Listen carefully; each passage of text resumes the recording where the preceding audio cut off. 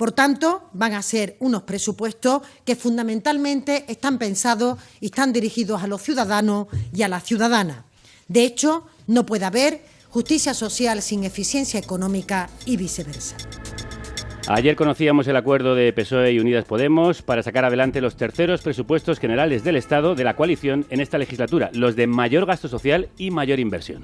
Y hoy visita Carne Cruda la ministra de Igualdad, Irene Montero, en la semana en la que llegan al Congreso dos de las leyes que ha impulsado, la reforma del aborto y el polémico proyecto de ley trans que ha dividido al feminismo. Y solo una semana después de que la acusaran de defender la pederastia, por unas palabras sacadas de contexto sobre la educación de los niños y las niñas. El enésimo ataque a una ministra que ha puesto muy nervioso al machismo por su ley sobre el consentimiento o el reconocimiento de la regla incapacitante, entre otras medidas que ha impulsado. Irene Montero, crudos días. ¿Qué tal? Muy buenos días. Terceros presupuestos, los más sociales además, de un gobierno que han dado por roto varias veces. ¿Qué ha conseguido Unidas Podemos en estos presupuestos y a qué han tenido que renunciar? Bueno, y que nos dijeron que era imposible, ¿no? ¿Cuántos años pasamos diciendo que este país necesitaba un gobierno de coalición para realmente poder hacer muchas cosas que nos decían que eran imposibles, como algunas de las cuestiones que hacemos en estos presupuestos? Y al final, pues mira, es un gobierno estable y es un gobierno que no solamente está dando estabilidad, sino que además está sirviendo para garantizar derechos cuando más necesario es, que es en los momentos difíciles. Yo creo que sin duda lo más importante de estos presupuestos es, primero, que conseguimos proteger a las familias. Hay muchas medidas de conciliación en el ámbito de la ley de familias, en pensiones, que nos permiten proteger a la gente que más lo necesita en este momento. Aún así no somos autocomplacientes. Sabemos que sigue quedando mucho por hacer, pero reconocemos el trabajo que hemos hecho y sin duda yo creo que lo más importante tiene que ver con la fiscalidad, que por fin los ricos paguen lo que les corresponde, porque el dinero para la sanidad, la educación o la dependencia no cae del cielo. ¿Esos son logros de Podemos? Pues hombre, los hemos defendido. Fíjate que hace 3 meses presentábamos en el Congreso de los Diputados un impuesto a las grandes fortunas que era rechazado. Nos han dicho muchas veces que no era posible que los ricos pagasen lo que les correspondía. Nos han dicho muchas veces que ese impuesto a las grandes fortunas no tenía sentido. Lo llevamos defendiendo muchos años. La última vez, como digo, hace 3 meses y fue rechazado. Y ese no inicial, gracias a la cabezonería de Yone Belarra, de Nacho Álvarez y del trabajo de Podemos, se ha convertido en un sí y ahora es un acuerdo con el socio mayoritario y vamos a implementar un impuesto a las grandes fortunas y también para que las rentas del capital tributen lo que les toca. ¿Y cómo han convencido al PSOE?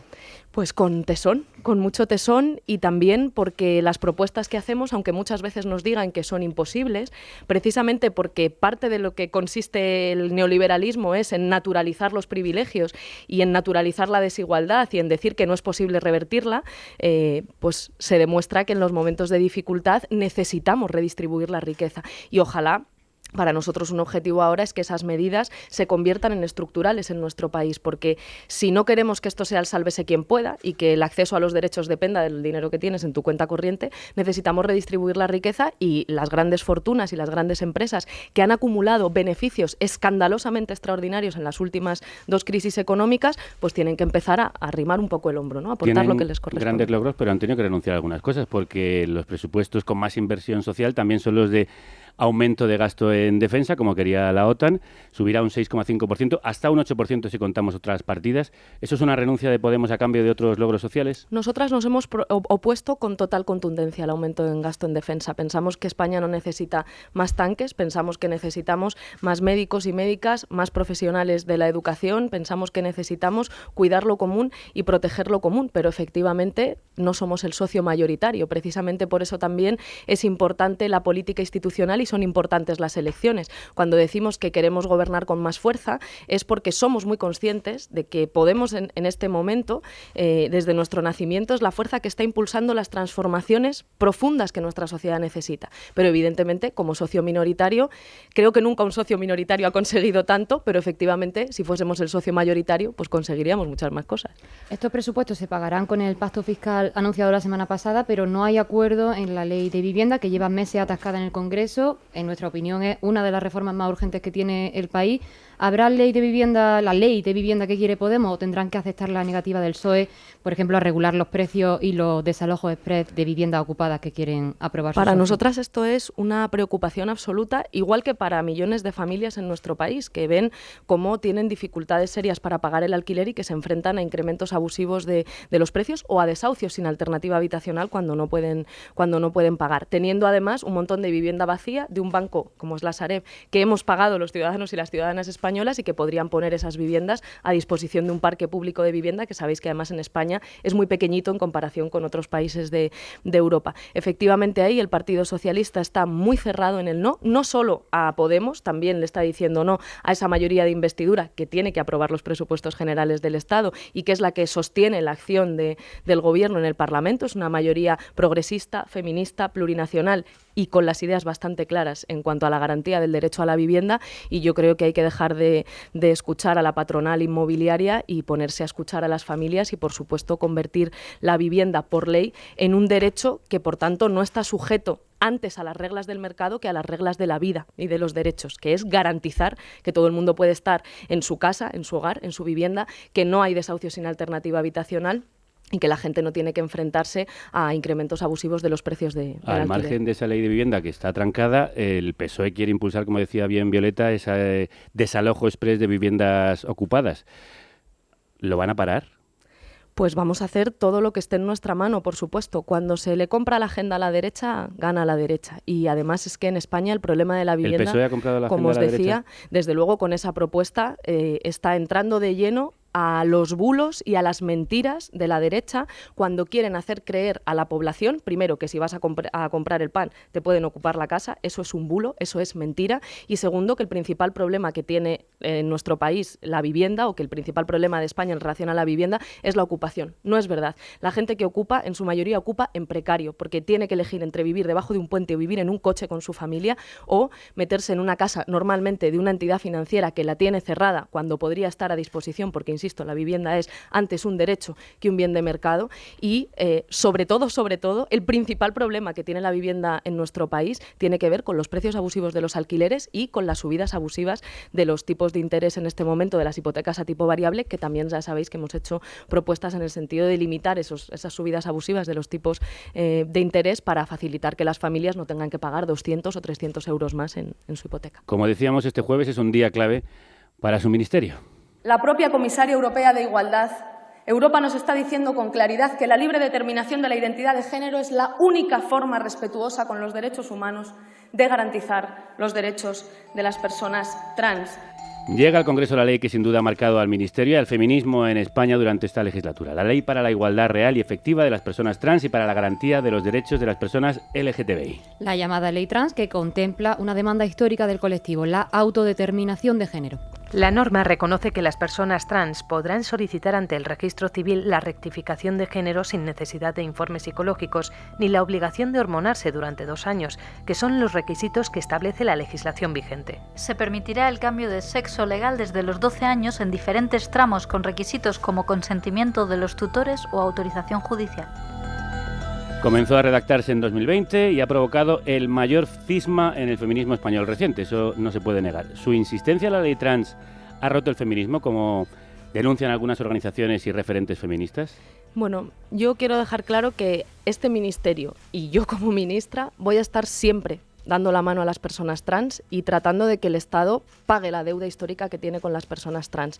Lo he hecho cuando nadie daba un duro por esa ley, cuando mucha gente decía y nos decía que no merecía la pena trabajar para que esa ley saliese y me voy a dejar la piel para cumplir con ese compromiso de que la ley trans sea ley antes de que acabe el año.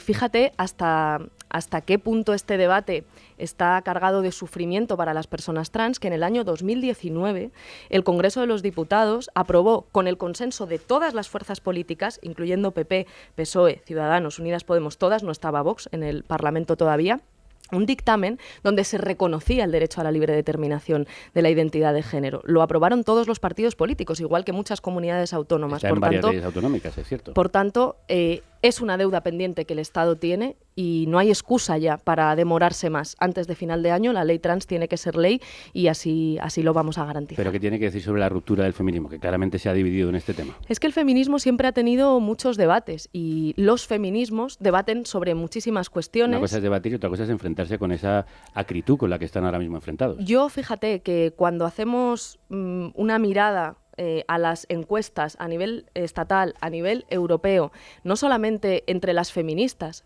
entre la sociedad en general, la ley trans, incluso cuando las encuestas han preguntado, digamos, con una posible intención de que no se dijese eso, la ley trans es una de las leyes que más consenso social genera de toda la acción legislativa del Gobierno. Por tanto, es un consenso social, es un consenso político, y lo que no se explica es que haya un debate tan cargado muchas veces de transfobia, de bulos, como queriendo además situar a las personas trans en contra de las mujeres. No, si la amenaza para las mujeres son los agresores, son los maltratadores, son los machistas. Lo que tenemos que hacer es garantizar todos los derechos para todas las mujeres y, por supuesto, también todos los derechos para las personas trans y, particularmente, el derecho a la libre determinación de la identidad de género. Lo que denuncian, de hecho, estas feministas radicales es que la autodeterminación de género borra a las mujeres. ¿Usted qué responde a eso?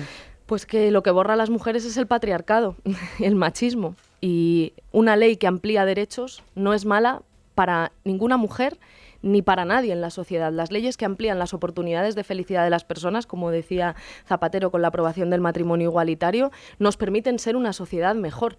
Y yo creo que además tenemos que hacer un reconocimiento a miles de mujeres trans que han estado siempre en primera línea de la defensa de los derechos de las mujeres, de las movilizaciones feministas, de las movilizaciones de la comunidad LGTBI para la garantía de derechos. De eso estamos hablando, de derechos humanos, de derechos fundamentales, del más material de todos los derechos, que es el derecho a ser y a que quién eres no implique ningún tipo de discriminación, de estigma o de miedo a la hora de desarrollar tu proyecto de vida. Yo creo que no hay nada más importante que un gobierno pueda hacer que garantizar a todas las personas su derecho a ser. Entonces, ¿cómo explicamos que esas grandes conocedoras de la teoría feminista, míticas activistas por los derechos de la mujer de este país, rechacen esta ley? ¿Qué proceso ha habido aquí? ¿Están equivocadas? Creo que eso hay que preguntárselo a ellas, pero como digo, basta ver las encuestas que se han hecho no solo por medios de comunicación, a nivel estatal, a nivel europeo. La ley trans es una de las leyes que más consenso genera no de todas las leyes feministas, de toda la acción legislativa del Gobierno. Por tanto, yo intentaría... ¿Pero cree usted que hay transfobia en esas críticas? Hombre, cuando se cuestiona que una mujer trans es una mujer, eso es transfobia. Pues entre esas voces está la ex vicepresidenta Carmen Calvo, actual presidenta de la Comisión de Igualdad en el Congreso, que dijo este fin de semana que esta ley puede destrozar la legislación de igualdad de nuestro país. Cuando se reivindica el género por encima del sexo biológico, no me parece un avance que vaya en la dirección transformadora, me parece un retroceso. Hemos sido excluidas del sistema por ser mujeres y lo que queremos es entrar y transformarlo. La socialista ha llegado a negar que alguien se pueda considerar feminista y defender la teoría queer. Y no es la única voz en su partido. ¿Esta ley reivindica el género por encima del sexo biológico y puede destrozar la legislación de igualdad?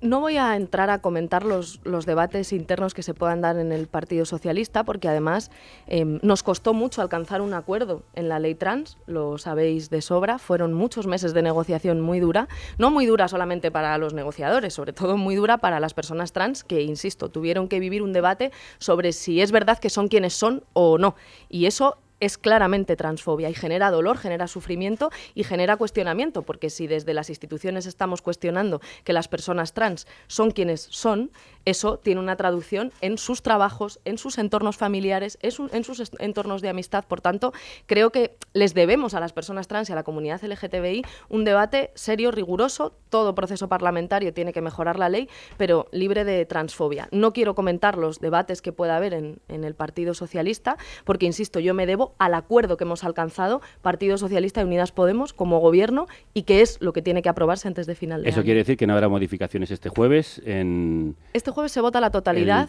Trámite del proyecto de ley. Este jueves lo que hacemos es intentar que la derecha y la extrema derecha, que son quienes han presentado, digamos, enmiendas a la totalidad, no quieren impedir que la ley trans se siga tramitando, y lo que haremos será rechazarlo gracias a una mayoría feminista en el Congreso que les va a decir a la derecha y la extrema derecha ninguna duda en aprobar eso. Vamos, no me cabe ninguna duda. Ya lo hicimos en el Gobierno, lo vamos a hacer ahora para permitir que esta ley se siga tramitando. Si es que es un debate que tienen perdido, insisto, desde el año 2019, donde el propio Partido Popular, que hoy quiere impedir que se siga tramitando la ley trans, aceptó y votó a favor de la libre determinación de la identidad de género. ¿Esto es una lucha del PSOE y Unidas Podemos por abanderar el feminismo dentro del Gobierno? Yo creo que, insisto, no debo entrar a los debates internos que se puedan dar en el Partido Socialista. Eso se lo tenéis que preguntar al Partido Socialista. Sin duda, el reconocimiento de los derechos de las personas trans es una deuda pendiente que llevamos retrasando demasiado tiempo y ya hemos alcanzado un acuerdo para reconocerlo. Entonces ahora, debate parlamentario, enriquecimiento del texto, libre de transfobia ese debate, por favor, y que la ley trans sea ley antes de que acabe el año. En lo que va de año, precisamente, 33 mujeres han sido asesinadas por sus parejas o exparejas. Este mes hemos vivido algunos de los casos más horrorosos, la verdad. Hay colectivos de mujeres que critican que la atención a la identidad de género ha podido dejar en un segundo plano la lucha contra la violencia machista, y a este respecto nuestra colaboradora experta en violencia de género, Ana Bernal, nos dejó esta pregunta para usted. No creo que sea una pregunta muy agradable, pero sí le trasladaría a la ministra una sensación que yo he tenido cuando he visitado casas de mujeres maltratadas, y es que me han dicho que sienten que no se han sentido escuchadas. Ellas y algunas compañeras del movimiento feminista. No sé si ella tiene la misma sensación, porque hay compañeras del movimiento feminista que todavía no han podido hablar con ella, y eso que estamos ya a un año, ¿no?, de que acabe la legislatura. ¿Qué tiene que decirle a estas mujeres que se sienten abandonadas? Yo, sobre todo, cuando se habla de testimonios de víctimas, lo primero es respetar y validar, incluso si son críticos o muy críticos con la acción del Ministerio. Si puedo aportar hechos, este año duplicamos la inversión en estos presupuestos que empezamos a tramitar ahora, duplicamos la inversión en el Pacto de Estado, y por primera vez, ya el año pasado hicimos una inversión histórica en lucha contra las violencias machistas, no solo contra la violencia en el ámbito de la pareja o la expareja, también de las violencias sexuales, incluyendo la trata con fines de explotación sexual y la explotación sexual, y dando derechos a las mujeres en contextos de prostitución. Y este año superamos por primera vez en la historia la barrera de los 300 millones de euros en lucha contra las violencias machistas. Hemos actualizado y convertido en permanente el Pacto de Estado. ¿Por qué se sienten abandonadas entonces? Insisto, yo creo que efectivamente, sobre todo cuando se trata de víctimas o de mujeres que están trabajando con las víctimas directamente, sean críticas, muy críticas o poco críticas con la acción del Ministerio, que además es su deber y es su función porque son las que están a pie de terreno, yo solamente puedo validar y escuchar y dar credibilidad a esos testimonios. También puedo aportar el trabajo que hemos hecho. Creo, honestamente, que estamos permitiendo que el Estado cada vez tenga más capacidad de llegar a más mujeres, que las puertas de entrada a las instituciones cada vez sean más seguras para más mujeres, y aún así yo no soy nada autocomplaciente. Hasta que no haya ni una menos, hasta que no tengamos ninguna mujer asesinada a manos de su pareja o expareja, ninguna mujer víctima de violación, de acoso sexual en el centro de trabajo, de explotación sexual, de trata, no podemos parar. Este año es el que menos mujeres han sido asesinadas de la serie histórica a día de hoy, pero eso no nos puede hacer ser complacientes, porque hablamos de vidas que están determinadas y en muchos casos terminan en asesinato por violencias machistas, y por tanto, hasta que no haya ni una menos, no vamos a ser autocomplacientes, y si tenemos que reforzar nuestra capacidad de interlocución a través del Consejo. ¿Qué falla? Porque sigue habiendo un goteo incesante y espeluznante de muertes. Pues falla que seguimos viviendo en una sociedad machista, en una sociedad patriarcal, y que tenemos que reforzar, como hemos intentado hacer en estos años, los mecanismos de prevención, de detección precoz. Hemos trabajado muy intensamente con el Ministerio de Sanidad y las comunidades autónomas para que en las urgencias y en la atención primaria, piensa que hay muchas mujeres que a lo mejor no se sienten seguras para dar una señal de que están viviendo una situación de violencia machista, ni siquiera con su médico de cabecera, y lo hacen con el pediatra porque es el único momento en el que están en el médico, en el centro de salud, sin el maltratador. Por tanto, hemos trabajado para que haya un cribado universal, para que los profesionales y las profesionales de atención primaria de urgencias sepan, no sé, hacer la pregunta adecuada para tender la mano a una mujer. Hemos creado la campaña del punto violeta para que todo el mundo sepa que todos y todas tenemos una responsabilidad frente a las violencias machistas y que siempre se puede hacer algo. Estamos trabajando, como digo, en partidas presupuestarias, por tanto, acordaros de lo que decía el movimiento feminista a la Rajoy, ¿no? Menos lacitos y más dineritos. Si no hay inversión pública, no hay políticas de lucha contra la violencia machista. Hemos reforzado en esa actualización del Pacto de Estado también la financiación del Estado a las entidades feministas que trabajan con las mujeres, porque muchas veces se han sentido muy abandonadas por las instituciones y son la única puerta que encuentran muchas mujeres, por ejemplo, en el ámbito rural, la asociación feminista de su pueblo. Por tanto, estamos trabajando, y aún así, efectivamente, por eso digo que no somos complacientes, seguimos viviendo en una sociedad machista, y hay que hablar también de los maltratadores, ¿eh? Hay que hablar también de los maltratadores y no solo de las víctimas. La segunda ley que llega mañana al Congreso es la reforma de la ley del aborto. La reforma de la Ley del Aborto, legalmente denominada Ley de Salud Sexual y Reproductiva y de Interrupción Voluntaria del Embarazo, tiene como principal objetivo garantizar el derecho al aborto en la sanidad pública y eliminar la exigencia de consentimiento paterno para las chicas de 16 y 17 años. También reforzar la educación sexoafectiva que reciben los menores y garantizar el derecho a la salud menstrual. Es una ley a la que PP y Vox han presentado enmienda a la totalidad y para la que Ciudadanos defenderá un texto alternativo. La legislación en España prohíbe consumir alcohol a una menor de 18 años. La interrupción voluntaria de las menores debe de contar con el consentimiento de sus padres. Constatar el desprecio de la izquierda por la vida. La criminalización de la gestación subrogada. Ministra, en varias regiones de España no está garantizado aún el aborto en la sanidad pública. ¿Cómo lo solucionará esta reforma? Situando el sistema público, la red pública sanitaria, como red de referencia, asumiendo una regulación de la objeción de conciencia similar a la que teníamos en la ley de eutanasia, que nos permita efectivamente que todo profesional sanitario que quiera pueda acogerse a su derecho constitucional a la objeción de conciencia, pero que una vez sepamos quiénes son los objetores, también pueda haber personal siempre disponible en los centros públicos, en los hospitales más cercanos a los domicilios de las mujeres, para poder realizar esas interrupciones voluntarias del embarazo. Sobre todo es que la alternativa a que el aborto no sea un derecho garantizado no es que las mujeres dejan de abortar, es que las mujeres arriesgan su vida. Las mujeres que abortan, en primer lugar, no sé si la propuesta de la derecha es que vayan a clínicas clandestinas y que se jueguen la vida, insisto, como ocurre en otros países, o también que las profesionales sanitarias, muchas de ellas mujeres que practican esas interrupciones, se vean expuestas al acoso y también al riesgo de sus carreras profesionales y de sus propias vidas para poder hacer garantía de un derecho que no esté garantizado desde el Estado. Pues no, los derechos sexuales y los derechos reproductivos son la base de la ciudadanía. Si tú no puedes decidir cuando eres madre, no puedes desarrollar tu proyecto de vida y se tienen que garantizar desde el Estado y desde la sanidad pública. Y entre los derechos garantizados está la protección de la salud menstrual y el reconocimiento de la baja por regla incapacitante. ¿Cómo van a asegurar que esto no perjudique la contratación de las mujeres? Bueno, es que primero que esa baja la asume el Estado y segundo que el problema que tenemos en nuestro país tiene que ver con que hay muchas mujeres que una vez al mes se levantan rotas de dolor, se empastillan hasta arriba y van al trabajo para hacer como si no pasase nada porque hablar de la regla es un tabú. Bueno, pues eso se tiene que acabar. Las mujeres tenemos que poder desarrollar nuestro trabajo bien, en condiciones mínimas de salud. Y si hay una regla que es dolorosa e incapacitante, pues ese día te tienes que quedar en tu casa, ese día o esos días. Y eso es un derecho porque la salud menstrual, que es lo que reconocemos en esta ley, que hasta ahora era un tabú, forma parte de nuestro derecho a la salud, que es un derecho fundamental de las personas. Entonces, estamos hablando de una cuestión que es no sé, como de primero de garantía de tus derechos fundamentales. Tú para ir a trabajar tienes que estar bien de salud y la regla, que hasta ahora era un tabú, tiene que dejar de serlo y se tiene que entender como parte de nuestro derecho a la salud. Tenemos muchísimos temas de los que hablar porque hay que reconocer que su ministerio no ha parado. La labor legislativa probablemente es el más activo del Consejo de Ministros. La tercera ley emblema del Ministerio de Igualdad se aprobó hace muy poco, es la ley del solo sí es sí. Un día de victoria, después de muchos años de lucha, se aprueba por fin definitivamente la Ley de Garantía Integral de la Libertad Sexual, la ley solo sí es sí. La han acusado con esta ley de romper el principio de presunción de inocencia de los hombres, recogido en nuestra Constitución. ¿El testimonio de la mujer siempre pesará más que el hombre? ¿Cómo podemos evitar que alguien utilice esta ley para acusar falsamente?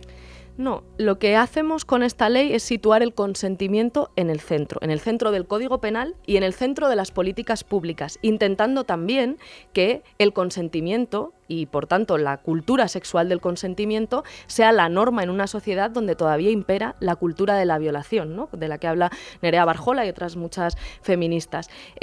Lo que hacemos en el Código Penal es decir algo tan sencillo como que solo sí es sí. Hasta ahora, para probar que ha habido una violación, la mujer tenía que demostrar que había violencia o intimidación, que se había resistido y que había habido violencia o intimidación. Si no, no se consideraba violación, se consideraba abuso. Y por eso el grito feminista era diga, no, perdone, no es abuso, es violación y solo si es sí. No hace falta que yo demuestre que ha habido violencia o intimidación. Si yo no he consentido esta relación, estamos hablando de una agresión sexual. Eso es lo que hacemos, es el cambio que hacemos en el Código Penal, eliminar esa distinción entre abuso y violación, que no tiene nada que ver con revertir la carga de la prueba, tiene que ver con determinar el momento a partir del cual una conducta es un delito. Antes necesitaba violencia o intimidación para ser calificado como violación, si no era considerado abuso, ahora será agresión sexual siempre que no hayan consentido las dos partes, siempre que la mujer no haya dicho sí verbalmente o a través del lenguaje no verbal, que efectivamente pues también existe y nos permite demostrar si queremos o no participar.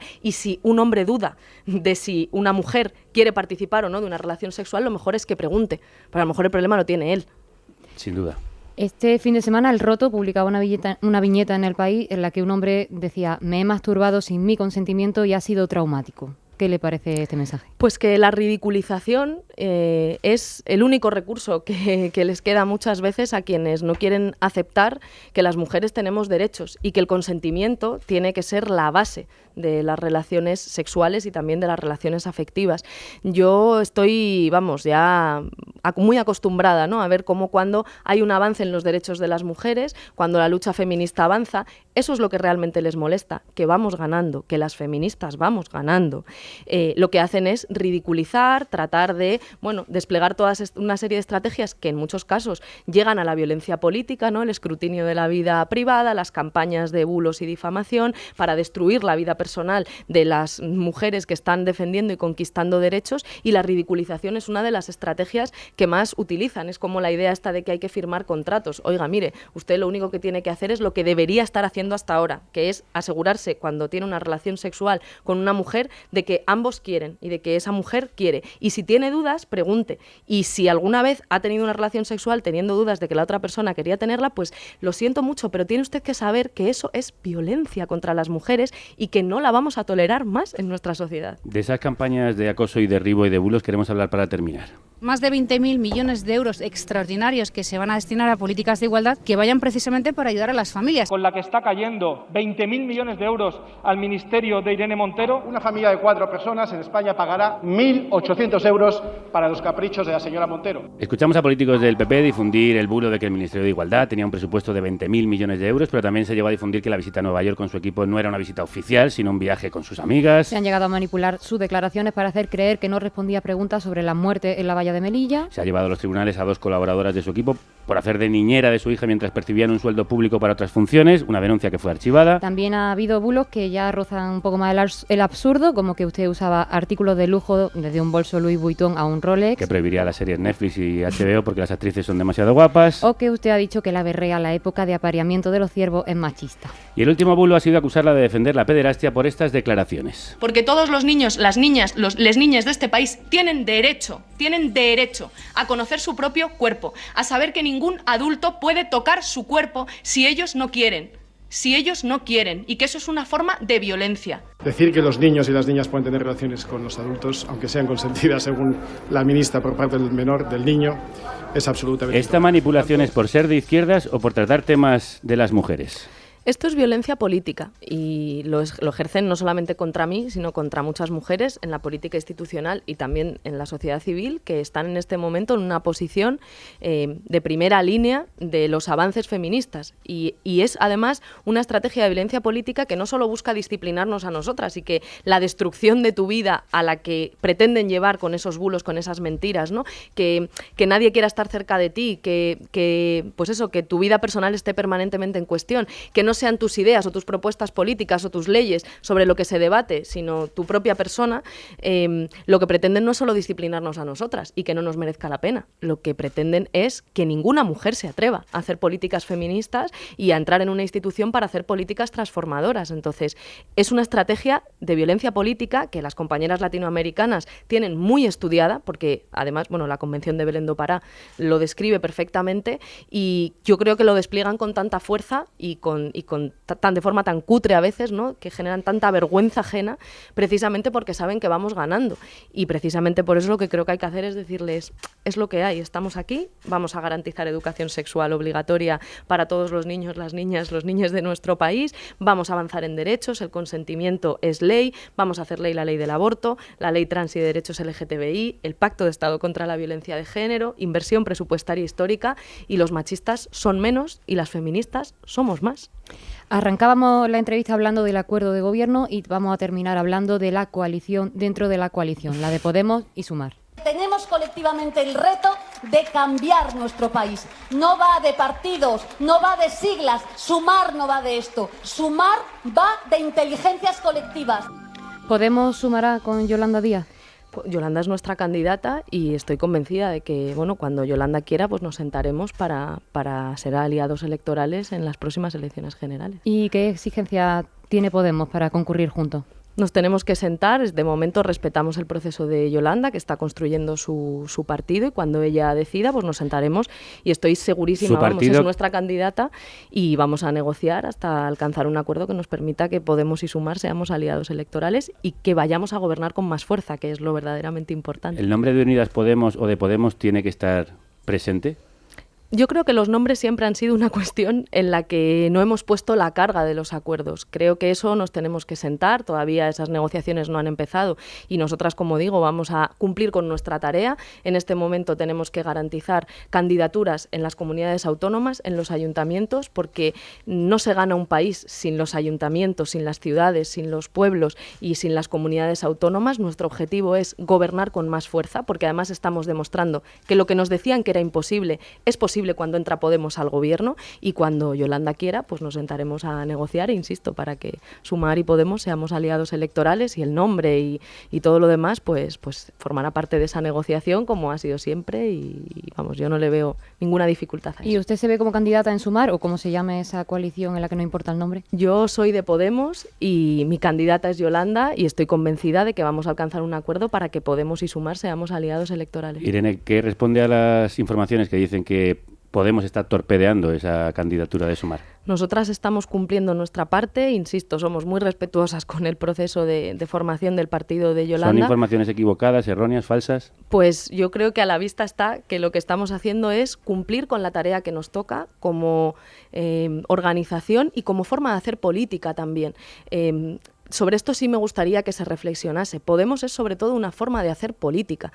Podemos es una forma de hacer política que cuando le dicen que acepte un acuerdo de cooperación con el Partido Socialista pero que no entre a gobernar, Podemos dice no. Yo quiero gobernar, porque sé que solo si gobierno voy a ser capaz de cambiar la vida de la gente. Si puedo, gobernaré en mayoría. Si no, pues seré el socio minoritario. Podemos es una formación política y una forma de hacer política que cuando le dicen no te metas en el lío de la ley trans, hombre, total, si son unas poquitas personas trans ahí que no tienen derechos. Sobre lo que le estaba preguntando. Es una forma de hacer política que está demostrando que es la fuerza que transforma nuestro país y, por tanto, vamos a seguir insistiendo porque estamos demostrando que somos capaces de hacer transformaciones y que es útil nuestra presencia en las instituciones. Que hay tensiones parece evidente. El cese de su jefa de gabinete, Amanda Meyer, de Partido Comunista e Izquierda Unida, y el del secretario de Estado de la Agenda 2030, Enrique Santiago, secretario general del PC, parecen decir que no hay un buen entendimiento entre las fuerzas que ahora mismo forman Unidas Podemos o entre lo que puede formar Sumar. Insisto, es que a mí no me vais a encontrar en titulares o en comentarios. No son titulares, estos son hechos. ¿Por qué se ha cesado a estas dos personas?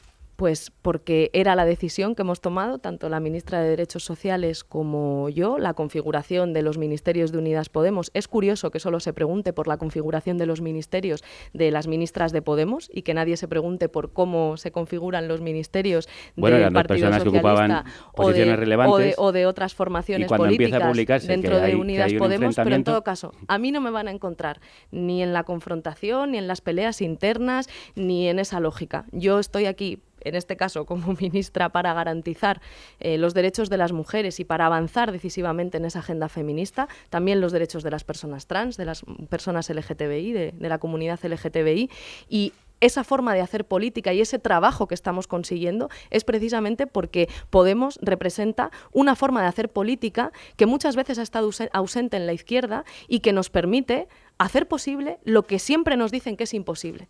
llegar a hacer el gobierno de coalición, aprobar un impuesto a las grandes fortunas, una reforma fiscal justa y feminista, la ley trans, la ley del solo sí es sí o la ley del aborto, que será realidad también antes de que acabe el año. Y yo estoy muy orgullosa de eso, estoy convencida de que, insisto, nos vamos a entender y cuando Yolanda quiera, pues nos sentaremos con su partido para pactar. Ella está configurando ahora su partido y yo creo que hay que respetar sus tiempos. ¿Hablan? Pues claro, con normalidad.